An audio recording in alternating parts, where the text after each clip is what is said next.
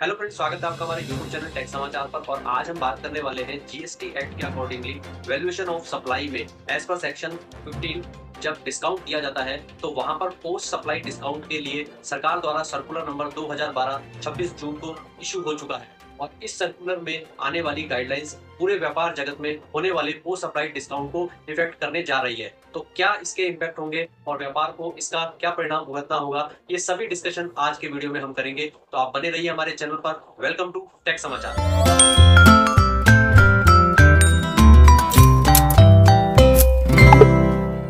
GST act के section 15 determination of value of supply से relate करता है, जिसका सेक्शन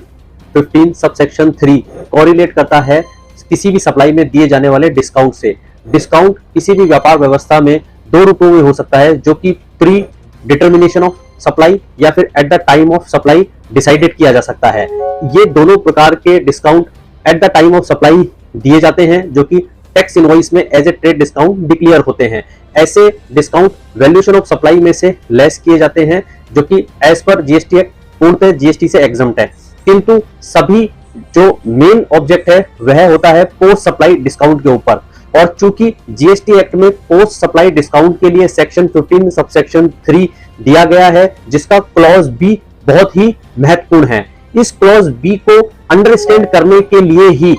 पूर्व में सर्कुलर नंबर 92 जो कि 7 मार्च 2019 को सरकार द्वारा जारी किया गया, और फिर पुनः इसे 212 नंबर के सर्कुलर जो कि 26 जून को जारी किया गया है द्वारा वापस से सरकार द्वारा क्लैरिफाई किया गया। और ये क्लैरिफिकेशन अब पूर्णतः सभी इंडस्ट्रीज को इफेक्ट करेगा। और सभी इंडस्ट्रीज में हम जानते हैं कि चाहे वे इंडस्ट्री किसी भी प्रकार से व्यापार करती हो, किसी भी रॉ मटेरियल गुड्स, एफएमसीजी या अन्य किसी भी प्रकार के बिजनेस जहां पर डिस्काउंट पॉलिसी काम करती है, क्योंकि बहुत से डिस्काउंट जो कि buy 2 get 3, buy 3 get 6, buy more get more discount, turnover basis discount, volume basis discount, ये सभी डिस्काउंट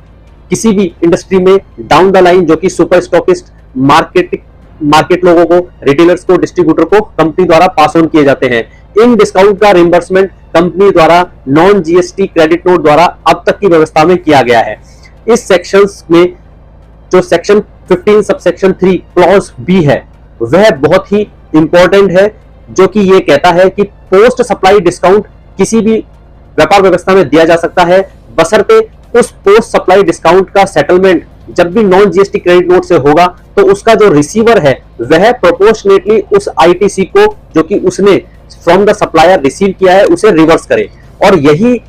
क्लैरिफिकेशन सर्कुलर नंबर 92 जो कि 7 मार्च 2019 को जारी किया गया था, जिसका part D specifically secondary discounts को डील करता है, उसकी 3 कंडीशंस बहुत इंपॉर्टेंट थी, जो कि यह कहती थी कि ऐसे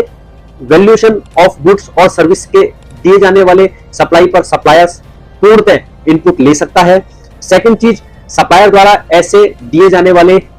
जो डिस्काउंट्स हैं उनका settlement commercial non GST credit note से भी कर सकता है। और थर्ड जो मोस्ट इंपॉर्टेंट कंडीशन दी गई थी वह यही थी कि ऐसा नॉन जीएसटी क्रेडिट नोट के थ्रू दिए जाने वाला settlement subject to the fulfilment of provision of section 15 subsection 3 clause B है। और यह सेक्शन 15 सबसेक्शन 3 का क्लॉज बी ही सबसे ज्यादा महत्वपूर्ण है, जो आने वाली व्यापार व्यवस्थाओं में डिस्काउंट की पॉलिसीज को परेशान करने जा रहा है। इस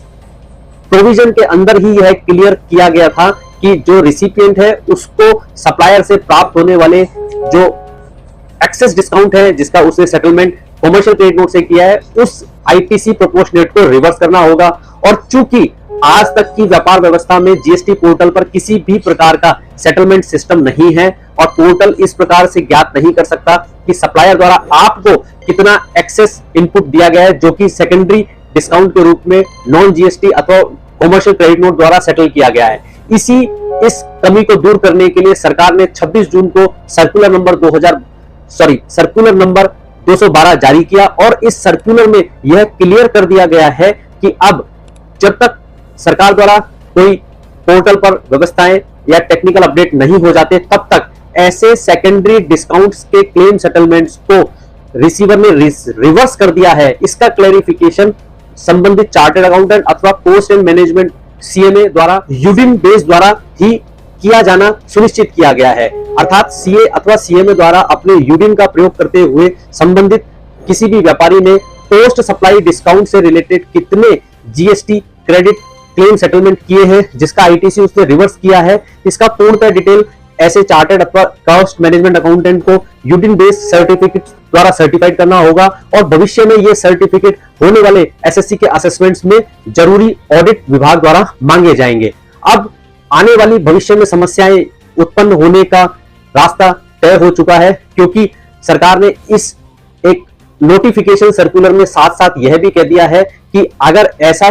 post supply non GST credit claim settlement discount का मोर देन ₹5 लाख है तो ही आपको सीए अथवा सीएमए द्वारा ऐसे सर्टिफिकेट की नीड होगी, और बिलो 5 लाख रुपीस से नीचे के क्रेडिट जो कि डिस्काउंट से रिलेट करते हैं, जो कि आपने कॉमर्शियल क्रेडिट नोट से सेटल किए हैं, उसके लिए सेल्फ सर्टिफाइड सर्टिफिकेट नीडेड रहेगा। लेकिन अब इस सर्कुलर के बाद यह रास्ता क्लियर हो चुका है कि आपके भविष्य में होने वाले इन संबंधित सालों के असेसमेंट्स या फिर ये कहें कि सन 2019, 2020, 2021, 2022, 2023 इन सभी फाइनेंशियल ईयर के असेसमेंट्स होने पर यह रास्ता ओपन हो चुका है कि असेसिंग अथॉरिटी संबंधित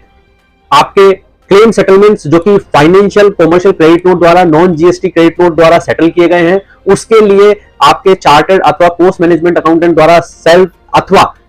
मॉनेटरी लिमिट 5 लाख से नीचे होने पर सेल्फ सर्टिफिकेशन की डिमांड कर सकता है। और जहां पर ये यूडिन बेस होगा वहां पर सीए अथवा सीएमए द्वारा प्रॉपर रिकॉर्ड देखने के बाद आपके द्वारा प्रॉपर रिवर्सल चेकआउट करने के बाद ही आपको सर्टिफिकेट इशू होने वाले हैं। और किंतु अवस्था में अगर किसी एसएससी द्वारा ऐसे रिवर्सल नहीं किए गए हैं तो ये तय मानिए कि आने वाले भविष्य में इन लोगों के लिए